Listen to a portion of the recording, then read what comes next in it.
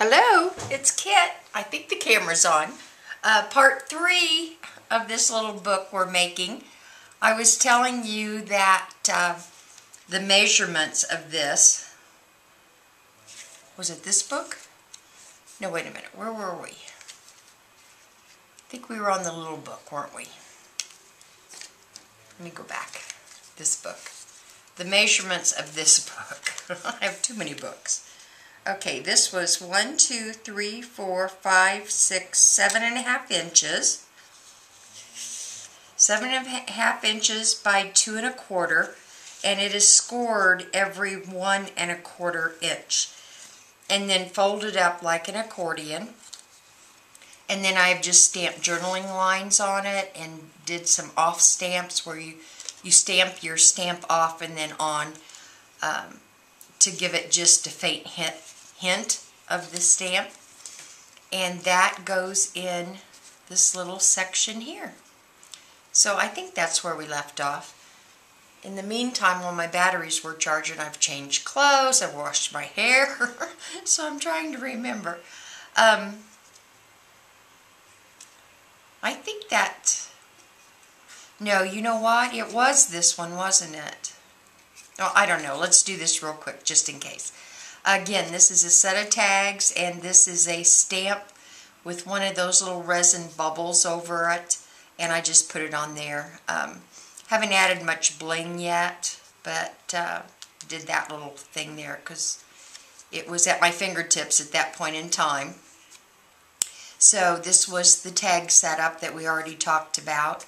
And then there is this page that is a 2.75 by 2.75, 2 3/4 by 2 3/4, which I've ticket punched the corner and again glued down on 3 sides and left room for a tag to go in. And then another word stick, which again, a lot of these elements, a lot of these embellishments I've just made from scraps. So I use whatever measurement the scrap is at that point in time. And this little word stick is 2.5 by 1 1/4. And I just had a piece of the designer paper left over that I glued down on here to add a little bit of color and stamp love on the back. And that just slides right in there and just pulls a little color into this page. Then this is the pop-out journaling book that I made, and it measures 1, 2, 3, 4, 5, 6, 7, 8, 9. It's 9 inches by 2.5 inches, and it's scored every 1 1/4 inch. No, it's scored every 1 1/2 inch. This one, one of the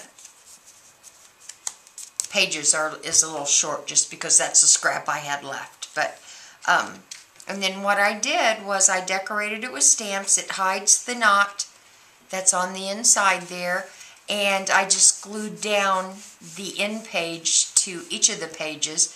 So now that it becomes a pop-up and you can just fold it over and write on it. So it is actual journaling lines, or actual little journaling book. So, am I going the right direction? Yes. On this page, I just took some of the fibers, wrapped it around the page, and tied it on this side, and then made a little booklet that measures 4.5 by 2.75. Did a double score on it, just because sometimes that'll make them lay flatter if you double score to make a little spine. Stamped it up. I'm going to add some journaling lines in here, just haven't done it yet. And it just slides right over that. Then some more tag setups, and I used another one of those resin bubbles to accent the wheel, the spokes in the wheel of the bike. And put another journaling tag on the back. This one is just a photo mat where I cut it's 2.5 by 2.5, and then I dog-eared off the points and just set it on here. There's no tags that tuck behind or anything, and I just used the established 1873 stamp in the middle. So it's sitting there just for a photo mat or to put a picture on. This one is a 2.5 by 2.5 photo mat, and what I did is I used some of my Big Shot templates. Let me get them out here and I'll show you which ones I used. Well, there's one of the squares I was looking for that I couldn't find. They're hidden in my stamps. But what I did here, I used these framelets. Here, I got some cut here, so let me get them out. I think I can kind of show you what I did. This was out of that extra piece of paper that we had left over. This is one of the Spellbinder's Nestabilities, the labels for. And I used the 3-inch one and cut that out of a piece of designer paper, and we're going to use that a little bit later. But these are what I wanted to show you. And these are actually the Stampin' Up! Framelets. Yeah. The different sizes that I used. This is the Framelets label collection from Stampin' Up! It has several different sizes. I use both of these because they're similar. They go together, but this one gets a lot smaller than the Stampin' Up! One does, and I wanted some smaller pieces. So, here's what I did on that. I just cut a piece off the side. I used the side and cut a piece and glued it down. I put little primitive journaling spots on it. Then I went down in size to the next smaller one and cut another one off the side. After I stamped first and then positioned that in my Big Shot so it would cut that. And what this has created now is a little spot where you can slide a photo underneath it or whatever you want. On this one, I took 2 of these and I glued them together with the tab, but I didn't like this. It's too wobbly and flimsy. So what I did on this next go round was I positioned it in my die,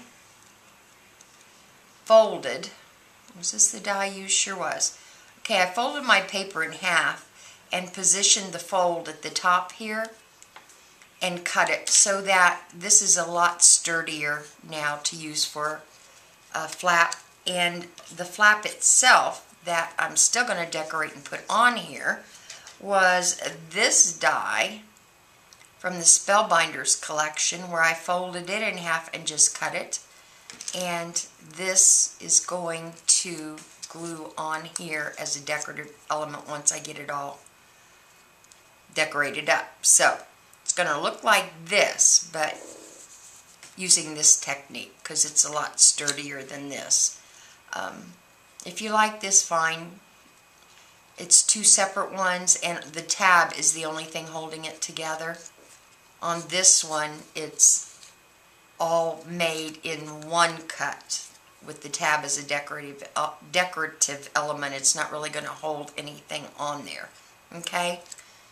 And then on this page I left blank, and this was just a little tag that was on an article that I bought. I'm not even sure what it was. And I liked the birds on it, and the ink was the perfect color. So I just threw it in here. It was on a safety pin. I'm going to replace this with one of Tim Holt's pins that is a rust colored, not quite as shiny, but it's a placeholder for right now. Another set of tags, and then on this one I did something a little bit different too. Instead of, let me put these away before I lose them. I always have to put them back pretty quickly after I use them or I get them mixed up. I'm sure that doesn't happen to you, but it happens to me quite often, so try to nip that in the bud from the beginning. On I lost one of my front things. On this one, I did a double. So instead of just doing the one journaling spot, I doubled my cardstock over and folded it in half, stamped the mannequin on the front, and did a lot more lines inside. So I'm liking that. I think I might do that with more in there. And then this is a pull-through little tag book. And this is where I used this element that I punched out, because you've got just enough paper left over to get this, a little square for the tuck-in spot, and then that strip of paper I use further back in the book. But this is just a pull-through tag, and I use this idea quite a bit, all different sizes and shapes. And that's another thing. Everything that I'm showing you here, if you want to use it in a larger mini album, hey, just blow it up in size, you know. But this I glued down at the top and the bottom. Then I made this little tag. Now this one measures 2 inches wide and it's 3 inches high. So it's perfect for this 3x3 book. Then the tag measures, the slide through tag is 4.5 inches by 2 inches. Scored at 1 1/4. And again, what I did was, this is a slide through tag booklet, and I positioned my folds so that it would wrap without any interference with this center bracket. And then I just took a little piece of the leftover paper, just add a little bit of color and layering and texture, and just glued it on one edge so that this flap could tuck under there. So there you go. There's you some ideas. You may have seen them before, you may not have, but at least maybe it'll get you thinking, and maybe there's something in there that you went, oh yeah, never seen that before. I want to try and do that. Now, what I want to do too before we sign off here is see if these work. Because we didn't actually ever stick the tags in. I showed you how we did it, but we didn't test it to see if it worked. Because if it didn't work, I was going to show you. You can take your bone folder and go up in there and loosen it up a little bit if you have to. But these look like they're working pretty well. So, there we go. We got another one well on its way. And I hope you enjoyed this. I know it turned into quite a long class that might as well have been one of my classes in person. But I hope you enjoyed it, and I hope it gave you some ideas that you might share with the rest of us. And I will, oh, I did want to show you one more thing. See, here I go again. I reduced this. I'm calling this my Thrinchy book. This is my Twinchy. I reduced this down into 2 1/4 by 2 1/4. So I made this book the same way, but reduced it down because I had gotten these Twinchies for a greyhound rescue, and they are so cute. So I made this little book. Again, same idea, same design element, just made smaller. And I'm going to give it to the local greyhound rescue gal. But the other thing that I did different is that on these pockets, I just tucked little design elements in these pockets and just glued them in, because they're way too small really to utilize as a pocket, unless I don't think the gal I'm giving this to does any type of crafting or anything.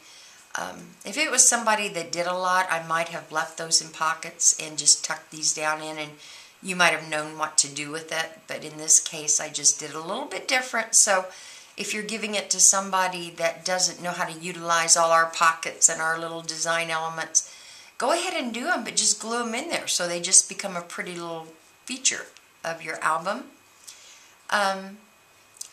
adopt a greyhound. They always share their woobies. Here's another pocket that I just put a little text flower in and glued it down. 100% pure sweetness.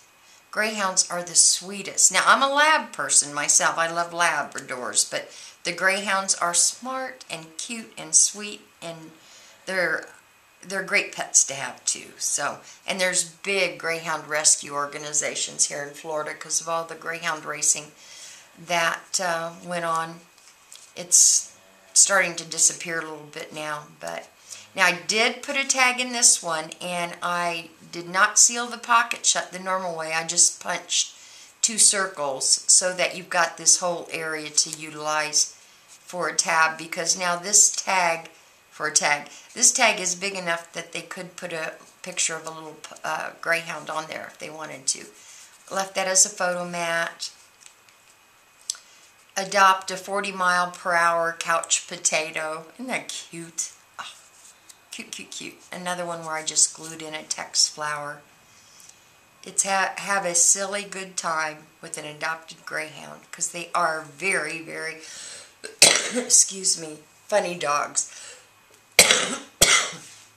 Oh, excuse me. I think 3 videos are way too many.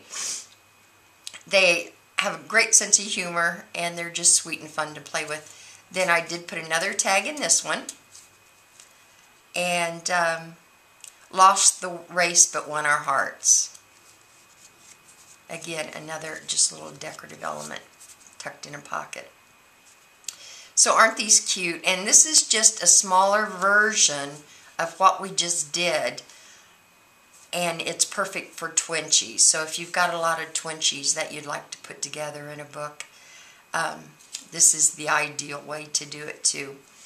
And then I made, with the leftover paper, I just made a little band that slides over it. So there you go, just another little idea on what you can do with this design by shrinking it down a little bit. So I hope you enjoyed it. I hope you're all having a great day, and I will be back to talk to you soon. Take care. Bye-bye now.